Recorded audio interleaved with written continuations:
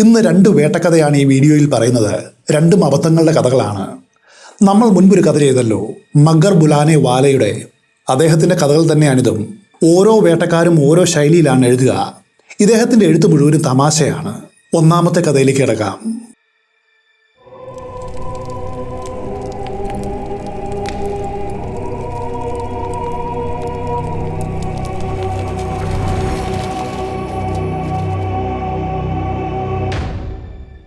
ഇവിടെ തന്നെ നങ്കൂരമിട്ടോളൂ, ബാഗ്ജി ബാബു ഉച്ചത്തിൽ പറഞ്ഞു.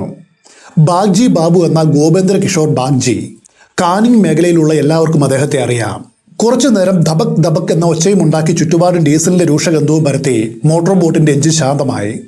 തൊട്ടു പിന്നാലെ ജബാങ് എന്ന ശബ്ദത്തോടെ നങ്കൂരം വെള്ളത്തിലേക്ക് വീഴുന്ന ശബ്ദവും കേട്ടു. എഞ്ചിൻ ഒരിക്കൽ കൂടി റിവേഴ്സ് അടിച്ചു നോക്കി അനങ്ങുന്നില്ല എന്ന് സാരംഗ്, അതായത് ബോട്ട് ഡ്രൈവർ, ഉറപ്പുവരുത്തി. നങ്കൂരം ശരിയായിട്ട് ഉറച്ചിട്ടുണ്ടോ ഇല്ലയോ എന്ന് തീർച്ച വരുത്തണം. ഇല്ലെങ്കിൽ അർദ്ധരാത്രിയിൽ വേലിയേറ്റം ഉണ്ടാകുമ്പോൾ നങ്കൂരം തെന്നി മാറിയേക്കാം. നങ്കൂരങ്ങൾക്ക് ഇങ്ങനെ അലഞ്ഞു തിരിഞ്ഞ് നടക്കുവാനായിട്ട് വലിയ ഇഷ്ടമാണ്. ബോട്ടിന്റെ മുകളിൽ ഇരുന്നു കൊണ്ട് ബാഗ്ജി ബാബു ദൂരേക്ക് കൈ ചൂണ്ടി. എന്നിട്ട് ഇങ്ങനെ പറഞ്ഞു, ദാ ആ കാണുന്നതിന്റെ മറുപുറമുണ്ടല്ലോ, അത് പാകിസ്ഥാനാണ്. വലിയൊരു മണൽത്തിട്ടയുടെ അരികിലായിട്ടാണ് ബോട്ട് നിർത്തിയത്. നദിയുടെ ഇരുവശത്തുമായിട്ട് കാണപ്പെടുന്ന കുറച്ച് സ്ഥലത്ത് നല്ല വെളുത്ത മണൽ കാണാം. വെള്ളത്തിൽ അവിടെയും ഇവിടെയുമായിട്ട് ചെറിയ മരക്കഷ്ണങ്ങളും ചുള്ളിക്കമ്പുകളും ചെതറിക്കിടക്കുന്നു. മണൽ പരപ്പിനും അപ്പുറം കാണപ്പെടുന്നത് വലിയ വലിയ കേവുടാ മരങ്ങളുടെ കാടാണ്. അവ ഇടതൂർന്ന് കിടക്കുന്നു. ശീതകാലത്തെ സൂര്യൻ പടിഞ്ഞാറോട്ട് ചായുന്നു. അവസാന വട്ടം എന്നോണം വെയിലെന്ന അഗ്നിയിൽ വിരലുകൾ തൊട്ടുകൊണ്ട് മരങ്ങൾ നിൽക്കുന്നു. കാടിന്റെ ഉള്ളിൽ നിന്നും ഇടയ്ക്കിടയ്ക്ക് പുള്ളിമാനുകളുടെ വിളിയേക്കാം, ടാങ് ടാങ്. ഇനി മുന്നോട്ട് നദി ചെറിയ അരുവിയായിട്ട് മാറുന്നു. നദിയുടെ തീരത്ത് വലിയ ഇനത്തിൽപ്പെട്ട ഇരുണ്ട നീലയും ഓറഞ്ചും നിറമുള്ള പൊന്മാൻ പക്ഷി വെള്ളത്തിൻ്റെ അരികിൽ വലിയ ഗൗരവത്തോടെ ശ്രദ്ധയോടെ ഇരിക്കുന്നുണ്ട്. അവൻ അരുവിയിലെ മത്സ്യങ്ങളുടെ സഞ്ചാരം നിരീക്ഷിക്കുകയാണ്. ഇടയ്ക്കിടയ്ക്ക് ജബാങ് എന്ന് വെള്ളത്തിലേക്ക് ചാടി ക്ഷണനേരം കൊണ്ടത് പറന്നുയരും. മീൻ, വെള്ളം, തങ്കവർണ്ണമുള്ള വെയിൽ, കൂടെ പൊന്മാനും, എല്ലാം ഒരു നിമിഷം കൊണ്ട് പ്രകൃതിയുടെ ക്യാൻവാസിൽ ഒന്നായിട്ട് ലയിച്ചു ചേരുന്നു. ഗ്രെഗറി സാഹിബ് തൻ്റെ അലുമിനിയം മഗ്ഗിലെ ചൂട് കാപ്പിയുടെ അവസാന തുള്ളിയും കുടിച്ചു തീർത്ത് ബോട്ടിൻ്റെ ഉൾഭാഗത്തു നിന്നും മുകളിലേക്ക് കയറി വന്നു. എന്നിട്ട് ചോദിച്ചു, ഹേ ഗോപൻ, എന്താണിത്ര വൈകുന്നത്? ബാഗ്ജി ബാബു പറഞ്ഞു, വൈകിയത് നിന്റെ കാരണം കൊണ്ട് തന്നെയാണ്. ഇപ്പോൾ തന്നെ ഒരുപാട് സമയം കളഞ്ഞിരിക്കുന്നു. ഇനിയെങ്കിലും സമയം കളയാതെ പുറപ്പെടണം. അന്ന് രാവിലെ ഞങ്ങൾ ഇലകൾ നിറഞ്ഞ നിരവധി ശാഖകളുള്ള ഒരു കേവടാ മരത്തിലൊരു മച്ചാൻ മുൻകൂറായിട്ട് കെട്ടിവെച്ചിരുന്നു. ഈ ബോട്ടിൽ നിന്നും ഏറിയാൽ 400 വാര അകലത്തിൽ മാത്രമാണ് ആ മരം നിൽക്കുന്നത്. ആ മച്ചാന്റെ തൊട്ടു താഴെ കൂടിയാണ് ഇവിടെയുള്ള കടുവകളുടെ ദിനേനയുള്ള സഞ്ചാരപാത. അവിടെ ഞങ്ങൾ മച്ചാൻ കെട്ടിയ മരത്തിലും സമീപത്തുള്ള മറ്റ് മരങ്ങളിലും കടുവകൾ നഖങ്ങൾ മൂർച്ച കൂട്ടിയതിന്റെ അടയാളങ്ങൾ വ്യക്തമായിട്ട് കണ്ടിരുന്നു. പിൻകാലുകളിൽ ഊന്നി നിന്നുകൊണ്ട് മുൻകാലിലെ നഖങ്ങൾ മൂർച്ച കൂട്ടിയതാണ്. മനുഷ്യർ താടി ക്ഷൗര്യം ചെയ്യുന്ന കത്തിയൊക്കെ മൂർച്ച കൂട്ടാറില്ലേ, അതുപോലെ. ഗ്രെഗറി സാഹിബ് ഒരു ഫോറസ്റ്റ് എക്സ്പെരിമെന്ററാണ്. ബാഗ്ജി ബാബു ഇവിടേക്ക് പുറപ്പെടും മുൻപ് പലതവണ വിലക്കിയതാണ്. ഇവിടെയുള്ള കടുവകളെ ആകർഷിക്കുവാൻ ഒരാടിനെ വാങ്ങിക്കെട്ടേണ്ട യാതൊരു ആവശ്യവുമില്ല. കാരണം സുന്ദർ ബന്നയിലെ കടുവകൾ അവരുടെ പോയ 14 തലമുറയിൽ പോലും ഒരാടിനെ നേരിൽ കണ്ടിട്ടില്ല. അവിടെ ആടിനെ കെട്ടുന്നതിന് പകരം വേറെ ഏത് ജീവിയെ കെട്ടിയാലും ഞങ്ങൾ കാത്തിരിക്കുന്ന സ്ഥലത്ത് കടുവ നിശ്ചയമായിട്ടും വരും. എനിക്കും ബാഗ്ജി ബാബുവിൻ്റെ അഭിപ്രായത്തോട് യോജിപ്പില്ലായിരുന്നു. അതുകൊണ്ട് ഞാനും ഗ്രെഗറി സാഹിബിനോട് രഹസ്യമായിട്ട് ഇങ്ങനെ പറഞ്ഞിരുന്നു, ഒരു കടുവ എപ്പോഴെങ്കിലും ആടിനെ കെട്ടിയാൽ വെറുതെ വിട്ട ചരിത്രമുണ്ടോ? അതിൻ്റെ വായിൽ വെള്ളമൂറും. കടുവ ഉറപ്പായിട്ടും വരും. ഗ്രെഗറി എന്നോട് പറഞ്ഞത് ഇങ്ങനെയാണ്, എന്നെ സംബന്ധിച്ച് ഇത് വെറുമൊരു സാധാരണ വേട്ടയല്ല. സുന്ദർ ബന്നയിലെ കടുവകളെ ബംഗാളിലെ ആടുകൾ എത്രമാത്രം ആകർഷിക്കുന്നു എന്നതിൻ്റെ ഗവേഷണം കൂടിയാണ്. ബാഗ്ജി ബാബു ഇത് കേട്ട് പറഞ്ഞു, അങ്ങനെയെങ്കിൽ ഇനി നിങ്ങളെ ഞാൻ വിലക്കുന്നില്ല. അതിനുള്ള യാതൊരു കാരണവും ഞാൻ കാണുന്നുമില്ല.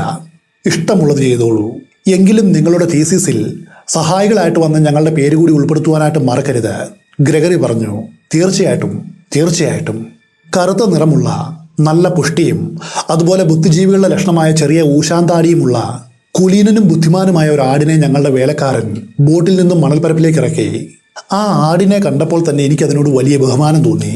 ബാഗ്ജി ബാബു സ്വയം വലിയൊരു വേട്ടക്കാരനാണെന്ന് അഭിമാനിക്കുകയോ വീമ്പ് പറയുകയോ ചെയ്യാറില്ലെങ്കിലും അയാൾ ഒരുപാട് കടുവകളെ കൊന്നിട്ടുണ്ട്. ഇത് എനിക്കും അറിയാം.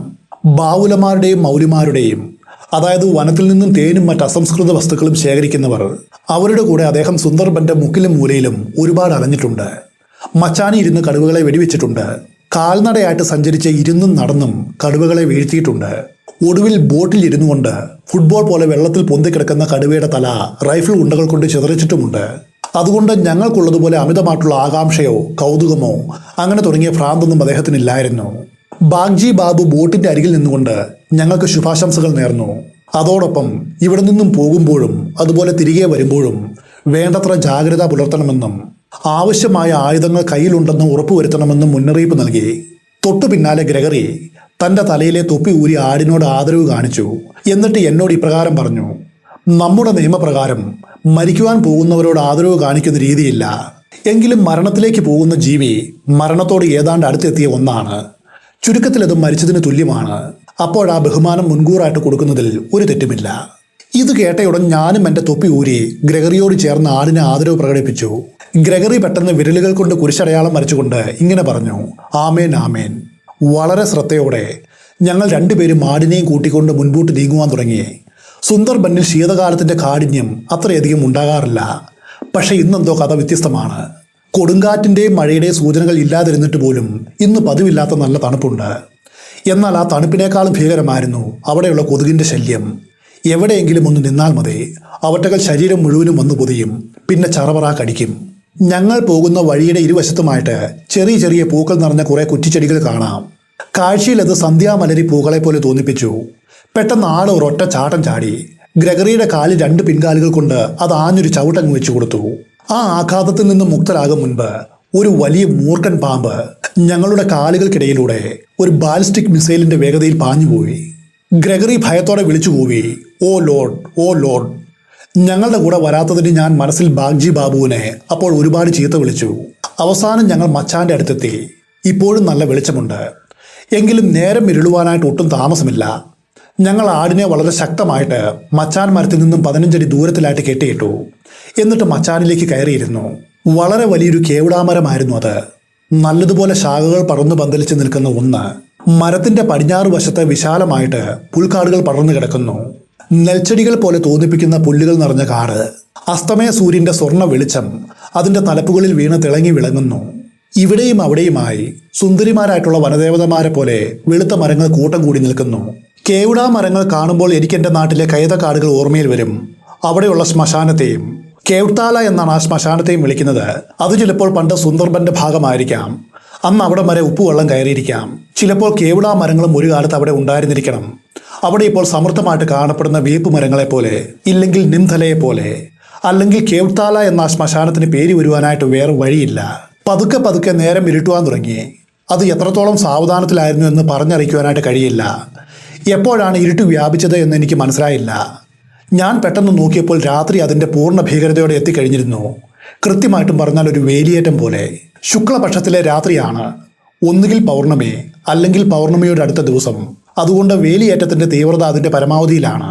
ഒരു 3-4 മണിക്കൂറിൻ്റെ ഉള്ളിൽ ബോട്ടിൻ്റെ അടുത്തേക്ക് മടങ്ങിയെത്തുവാനായിട്ട് കഴിഞ്ഞില്ലെങ്കിൽ പുലർച്ചെ വരെ ഈ കേവിടാമരത്തിൽ 2 ബ്രഹ്മരക്ഷസുകളെ പോലെ ഞങ്ങൾക്ക് ഇരിക്കേണ്ടി വരും. നോക്കി നിൽക്കവേ ചന്ദ്രൻ താൻ കടം വാങ്ങിയ വെളിച്ചം കൊണ്ട് ഭൂമി മുഴുവനും പ്രകാശിപ്പിച്ചു.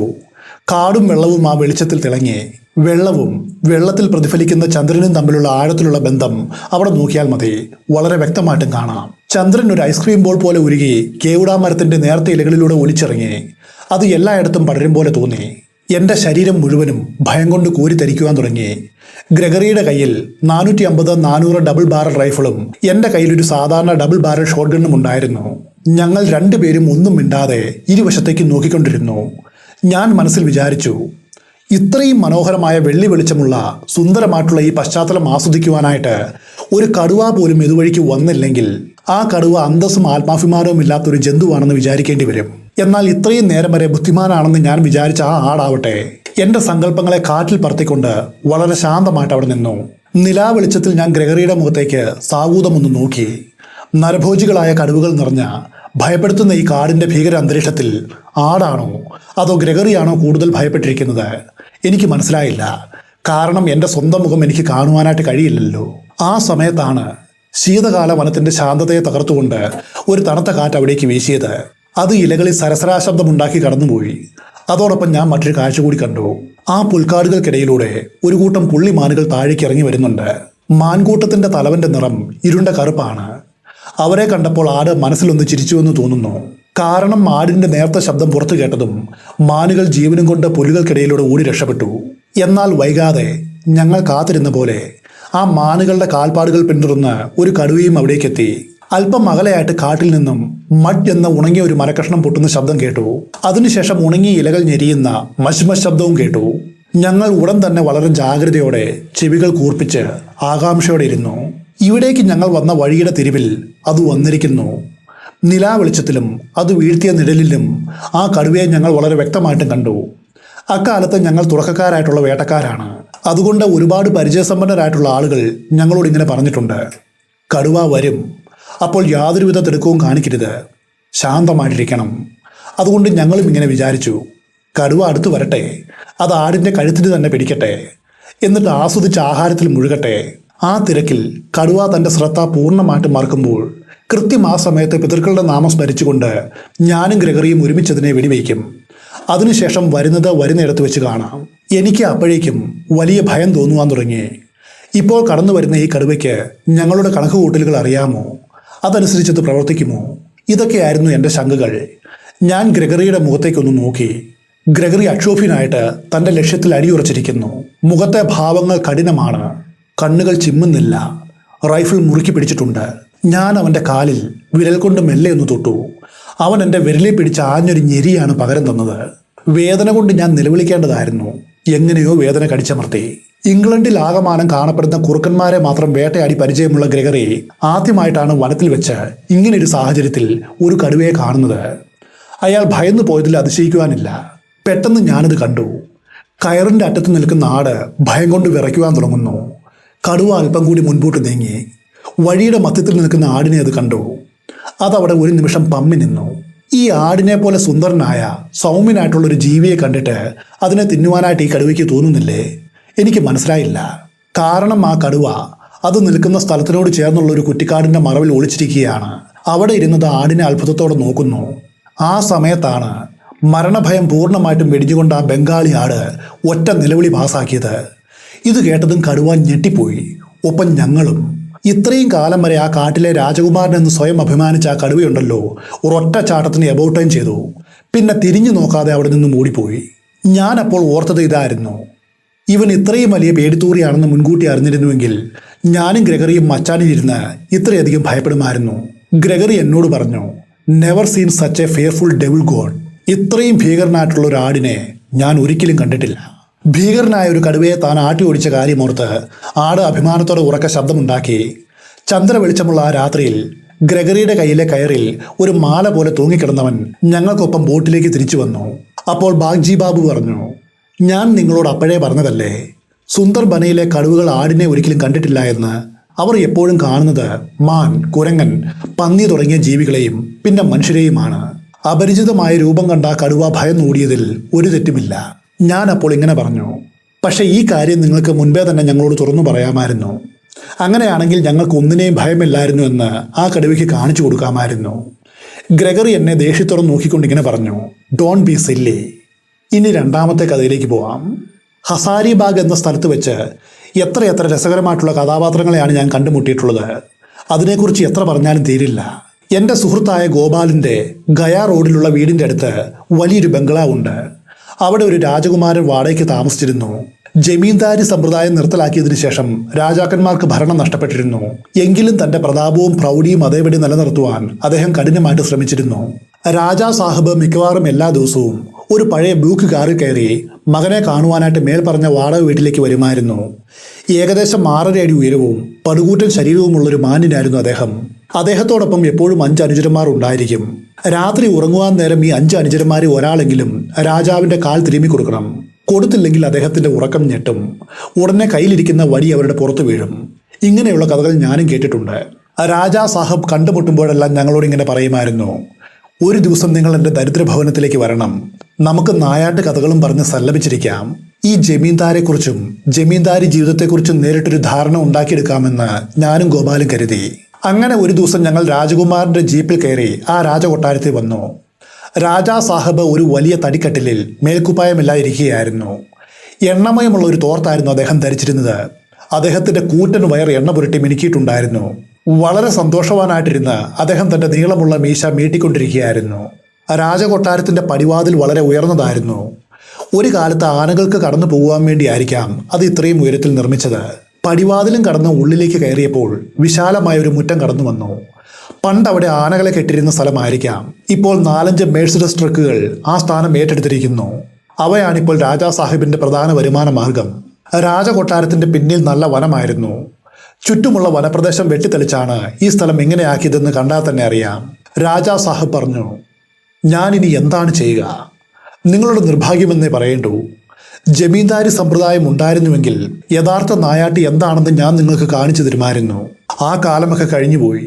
ഇപ്പോൾ എല്ലാം വെറും ആളുകളെ കാണിക്കുവാനുള്ള കാട്ടിക്കൂട്ടലുകൾ മാത്രമാണ്. ഞങ്ങൾക്ക് കുടിക്കുവാനായിട്ട് നല്ല തണുത്ത ശർബത്ത് കൊണ്ടുവരുവാൻ ആജ്ഞാപിച്ചുകൊണ്ട് രാജാ സാഹിബ് വീണ്ടും പറഞ്ഞു, എൻ്റെ പിതാവിൻ്റെ അടുത്ത് ഒരു റൈഫിൾ ഉണ്ടായിരുന്നു. അത് അദ്ദേഹത്തിന് തനിയെ ഉയർത്തുവാൻ പോലും കഴിയില്ലായിരുന്നു. നല്ല കരുത്തരായ 2 യോദ്ധാക്കൾ അത് തോളിൽ ചുമന്നുകൊണ്ട് നിൽക്കും. പിതാവ് ലക്ഷ്യം നോക്കി കാഞ്ചു വലിക്കും. അതും കൂടാതെ തോക്കിൻ്റെ ഇടി മൂലം പിതാവ് പിന്നോട്ട് മറിയുമ്പോൾ അദ്ദേഹത്തെ വീഴാതെ താങ്ങി നിർത്തുവാനായിട്ട് പിന്നിൽ വേറെയും 2 മല്ലന്മാരായിട്ടുള്ള ആണുങ്ങൾ നിൽക്കുമായിരുന്നു. ഞങ്ങൾ ഇത് കേട്ട് അന്തിച്ചുപോയി. ഞാൻ ചോദിച്ചു, ആ റൈഫിൾ എത്ര ബോറിൻ്റെ ആയിരുന്നു? രാജാ സാഹിബ് അതേ റൈഫിളിൽ നിന്നും ഉണ്ട പായുമ്പോൾ എൻ്റെ മുഖത്തേക്കൊന്ന് നോക്കി. എന്നിട്ട് ഇങ്ങനെ മറുപടി പറഞ്ഞു, ആ കാലത്തെ ഇത്തരം ചോദ്യങ്ങൾക്കൊന്നും പ്രസക്തിയില്ല. റൈഫിൾ എന്നാൽ അത് വെറുമൊരു റൈഫിൾ മാത്രമാണ്. അദ്ദേഹത്തിൻ്റെ ഈ കൂറ്റൻ രൂപവും പോരെങ്കിൽ അദ്ദേഹത്തിൻ്റെ വീട്ടിൽ ഞങ്ങൾ അതിഥികളായിട്ട് വന്നതുമാണ്. അതുകൊണ്ട് ഞാനും ഗോപാലും പരസ്പരം മുഖത്തോട് മുഖം നോക്കി ഒന്നും മിണ്ടാതിരുന്നു. ഗോപാൽ പേടിയോടെ പതുക്കെ ചോദിച്ചു, ആ റൈഫിൾ എപ്പോഴൊക്കെയാണ് ഉപയോഗിച്ചിട്ടുള്ളത്? രാജാ സാഹിബ് പറഞ്ഞു, ആ റൈഫിൾ ആകെ ഒരു തവണ മാത്രമാണ് ഉപയോഗിച്ചത്. അന്ന് കൊട്ടാരത്തിലൊരു വാർത്ത വന്നു. ഒരു മലയോളം പോന്ന വലിയൊരു കൊമ്പനാന 17 പ്രജകളെ ഒരൊറ്റയടിക്ക് ചതച്ചരച്ച് കൊന്നുവത്രേ. ഉടൻ തന്നെ അതിനൊരു പരിഹാരം കാണണം. ഈ വാർത്ത കേട്ട ഉടനെ എൻ്റെ പിതാവ് ആനപ്പുറത്ത് കയറി അവിടെ എത്തി. അവിടെ ചെന്നു നോക്കുമ്പോൾ ആ കള്ളപ്പന്നി ആകാശത്തോളം ഉയരമുള്ള 2 സാൽ മരങ്ങൾക്കിടയിൽ ഇരിക്കുകയാണ്. അതൊന്നും വകവയ്ക്കാതെ ആനപ്പുറത്തു നിന്നും ഇറങ്ങിയ പിതാവ് 2 സൈനികരുടെ തോളിൽ റൈഫിൾ വെച്ച് ലക്ഷ്യം സ്ഥാപിച്ചു. ലക്ഷ്യം ശരിയായതും അദ്ദേഹം കാഞ്ചി വലിച്ചു. പിന്നെ പറയണോ പൂരം! വെടി പൊട്ടിയ ഉടൻ കണ്ട കാഴ്ച ഇതാണ്. ആ മൃഗത്തിന്റെ തല അതിന്റെ പിറകുവശത്തേക്ക് മറുപുറം തിരിഞ്ഞു പോയിരിക്കുന്നു. ആസനത്തിന്റെ സ്ഥാനത്ത് ആനയുടെ തലയിരിക്കുന്നു. ആ ഉണ്ടയേറ്റ് മൃഗം തെറിച്ചുപോയി. പിന്നെ ഒരു വലിയ പാറയിലിടിച്ച് അതിന് പിറകിൽ നിന്ന് 4 സാൽമരങ്ങളെ ഒറ്റയടിക്ക് തകർത്തുകൊണ്ടത് വായുവിൽ ഉയർന്നത് ആകാശത്തേക്ക് പോയി. പിന്നെ അതിനെ ആരും കണ്ടിട്ടില്ല. ദൈവത്തിന്റെ തോട്ടത്തിലെ കാട് വൃത്തിയാക്കുക എന്ന ഉദ്ദേശത്തോടെ ആയിരിക്കാം അങ്ങനെ സംഭവിച്ചത്. ഇത് കേട്ട് ഗോപാൽ പേടിച്ചു വിറച്ചുകൊണ്ട് ഇങ്ങനെ ചോദിച്ചു, അപ്പോൾ നിങ്ങളുടെ പിതാവ്, അദ്ദേഹത്തിന് എന്തു പറ്റി? അദ്ദേഹത്തെ പിറകിൽ താങ്ങുവാനായിട്ട് സൈനികർ ആരും ഇല്ലായിരുന്നല്ലോ. രാജാ സാഹിബ് അല്പനേരം ആലോചിച്ചു. അതിനുശേഷം ഇങ്ങനെ പറഞ്ഞു, പിതാവ് ആ റൈഫിളിന്റെ ആഘാതത്തിൽ തെറിച്ച് വായുവിൽ ഉയർന്ന് നേരെ പിറകിൽ നിന്നിരുന്ന ആനയുടെ മുകളിലെ സ്വന്തം സീറ്റിൽ വന്നു വീണു. ഞങ്ങൾ 2 പേരും ഒന്നിച്ച് അത്ഭുതത്തോടെ പറഞ്ഞു, അമ്മേടിയോ. രാജാ സാഹിബ് അത് ശരിവെച്ചുകൊണ്ട് പറഞ്ഞു, അതെ, കഥ കേട്ട് ഞങ്ങൾ വായും പൊളിച്ചിരുന്നു. വൈകാതെ തണ്ണിമത്തം ചേർത്ത നല്ല സ്വാദിഷ്ടമായിട്ടുള്ള ശർബത്തും ശാന്തില്ല ലഡുവും വന്നു. അത് കഴിച്ചപ്പോൾ ഞങ്ങൾക്ക് അല്പം ഊർജം കിട്ടി. അപ്പോൾ അദ്ദേഹം വീണ്ടും കഥ പറയുവാൻ തുടങ്ങി. എങ്കിൽ കേട്ടോളൂ, എൻ്റെ മുത്തശ്ശൻ എങ്ങനെയാണ് ഒരാനയെ കൊന്ന് രാജാ ബഹദൂർ എന്ന പദവി നേടിയതെന്ന്. അതൊരു വലിയ കഥയാണ്. പലാമുവിൽ നിന്നും ഒരിക്കലൊരു വാർത്ത വന്നു. ഒരു ഭീമൻ കൊമ്പനാന ഭ്രാന്ത് പിടിച്ച് അവിടെയാകെ വലിയ നാശനഷ്ടങ്ങൾ ഉണ്ടാക്കുന്നു. ഏകദേശം 100ഓളം വീടുകൾ അത് തകർത്തു. 500ഓളം കന്നുകാലികളെ കൊന്നു. കൂടാതെ 50ഓളം ആളുകളെയും വകവരുത്തി. ഡൽഹിയിൽ നിന്നും വൈസ്രോയി പരിഭ്രാന്തനായി എൻ്റെ മുത്തശ്ശന് കമ്പി സന്ദേശം അയച്ചു. ഈ ആനയെ കൊല്ലുവാനുള്ള ചുമതല മുത്തശ്ശൻ ഏറ്റെടുക്കണമെന്ന് അദ്ദേഹം അഭ്യർത്ഥിച്ചു. ആ കമ്പിയിൽ അദ്ദേഹം പ്രത്യേകമായിട്ടൊരു കാര്യം എഴുതിയിരുന്നു. ഇംഗ്ലണ്ടും അമേരിക്കയും ഉൾപ്പെടെയുള്ള എല്ലാ രാജ്യങ്ങളിലെയും വേട്ടക്കാർ പരാജയപ്പെട്ട് കഴിഞ്ഞിരിക്കുന്നു. അവർ മടങ്ങിപ്പോയിരിക്കുന്നു. ഇനി മുത്തശ്ശൻ്റെ ഊഴമാണ്. എത്ര ആളുകളെയും എത്ര പണവും മുത്തശ്ശൻ എടുക്കാം. അതിൽ ഒട്ടും പിശുക്ക് കാണിക്കണ്ട. കാരണം എല്ലാ ചെലവുകളും ഡൽഹിയിലെ ഗവൺമെൻറ് വഹിച്ചുകൊള്ളും. മുത്തശ്ശൻ വൈസ്രോയ്ക്ക് മറുപടി അയച്ചു, ഒന്നുകിൽ ആന ചാവണം, അല്ലെങ്കിൽ ഞാൻ ചാവണം. വേറെ ഒരുത്തൻ്റെ സഹായം ആവശ്യമില്ല. അന്ന് എൻ്റെ പിതാവ് 10 വയസ്സുള്ള കുട്ടിയാണ്. എങ്കിലും നല്ല കാര്യപ്രാപ്തി ഉണ്ടായിരുന്നു. രാജാ സാഹിബ് അഭിമാനത്തോടെ ഓർത്തുകൊണ്ട് പറഞ്ഞു, ആഹാ, എന്തൊരു കൈപുണ്യമായിരുന്നു അദ്ദേഹത്തിന്. ലക്ഷ്യം തെറ്റാത്ത കൈകളായിരുന്നു. ഒരൊറ്റ വെടിക്ക് കാര്യം തീരും. പിറ്റേ ദിവസം രാവിലെ മുത്തശ്ശൻ 10 വയസ്സുള്ള മകനെയും കൂട്ടി തൻ്റെ ഫോർഡ് കാറിൽ പുറപ്പെട്ടു. സ്ഥലത്ത് എത്തിയപ്പോൾ ആന അടുത്തുള്ള മലയുടെ താഴെയുള്ള ഒരു മുളങ്കാട്ടിലുണ്ടെന്ന് കേട്ടു. ഉടൻ തന്നെ അച്ഛനും മകനും അവിടെ എത്തി. അവരെ കണ്ടതും ആ ദുഷ്ടനാന ചിഹ്നം വിളിച്ചുകൊണ്ട് നേരെ അടുത്തേക്ക് വന്നു. മുളങ്കാട് മുഴുവനും തകർത്തുകൊണ്ടുവരുന്ന ആനയെ കണ്ടതും മുത്തശ്ശൻ റൈഫിൾ ഉയർത്തി. ഉടനെ എൻ്റെ പിതാവും റൈഫിൾ ഉയർത്തി. മുത്തശ്ശൻ മകനോട് പറഞ്ഞു, മകനെ വെടിവെക്കൂ. പിന്നെ അവിടെ നടന്നത് വലിയൊരു പോരാട്ടമായിരുന്നു. അച്ഛ വെടിവെക്കൂ, മകനെ വെടിവെക്കൂ, അച്ഛ വെടിവെക്കൂ, മകനെ വെടിവെക്കൂ. എന്നിങ്ങനെ അവർ മാറി മാറി പറഞ്ഞുകൊണ്ടിരുന്നു. അപ്പോഴും ആ ദുഷ്ടൻ ആന അടങ്ങിയില്ല. അത് അലറിക്കൊണ്ട് അവരുടെ അടുത്തേക്ക് വന്നു കഴിഞ്ഞു. അപ്പോൾ അച്ഛനും മകനും ഒന്നിച്ച് റൈഫിൾ ഉയർത്തി. എന്നിട്ട് ഒരൊറ്റ വെടിയങ്ങ് വെച്ചു. അതോടെ എല്ലാം കഴിഞ്ഞു. ഞാൻ ഉത്കണ്ഠയോടെ ചോദിച്ചു, കഴിഞ്ഞോ? അല്ല, ആന വീണോ അതോ ചത്തുപോയോ? രാജാ സാഹിബ് എൻ്റെ അറിവില്ലായ്മയെ വല്ലാതെ ദുഃഖിച്ചുകൊണ്ട് പറഞ്ഞു, നിങ്ങൾ എന്താണ് ഈ പറയുന്നത്? ആന വീഴാതെ പിന്നെ? പക്ഷെ ഒന്നല്ല, രണ്ടായിട്ടാണ് വീണത്. ഞങ്ങൾ ഒന്നിച്ച് അത്ഭുതത്തോടെ വീണ്ടും ചോദിച്ചു, രണ്ടായിട്ടോ? കടുത്ത ആകാംക്ഷ കാരണം ഞങ്ങളുടെ തൊണ്ടയിലെ വെള്ളം വരെ വറ്റിപ്പോയി. രാജാ സാഹിബ് പറഞ്ഞു, അതെ, അച്ഛനും മകനും ഒന്നിച്ചു വെച്ച ആ വെടി ആനയുടെ നടുഭാഗം പിളർന്ന് അതിനെ ഒരൊറ്റയടിക്ക് 2 കഷ്ണങ്ങളാക്കി മാറ്റി. ആന വീണപ്പോൾ ഒരു പകുതി ഈ വശത്തും മറുപകുതി ആ വശത്തുമായിട്ട് വീണു. അതിനുശേഷം അദ്ദേഹം സംഭാഷണം ഒന്ന് നിർത്തി. എന്നിട്ട് വായിലേക്ക് കറുത്ത എന്തോ ഒരു ഗുളിക ഇട്ടുകൊണ്ട് വീണ്ടും പറഞ്ഞു, അതെ, ഞങ്ങൾ അപ്പോഴും അത്ഭുതത്തോടെ വായും പൊളിച്ചിരിക്കുകയാണ്. ഈ കഥയിൽ ഒരു ട്വിസ്റ്റുണ്ട്. അത് എന്താണെന്ന് മനസ്സിലായവർ താഴെ കമൻറ്റ് ചെയ്യണം. അതുപോലെ ഇദ്ദേഹത്തിൻ്റെ കഥകൾ ഇഷ്ടമായെങ്കിൽ അതും അറിയിക്കണം.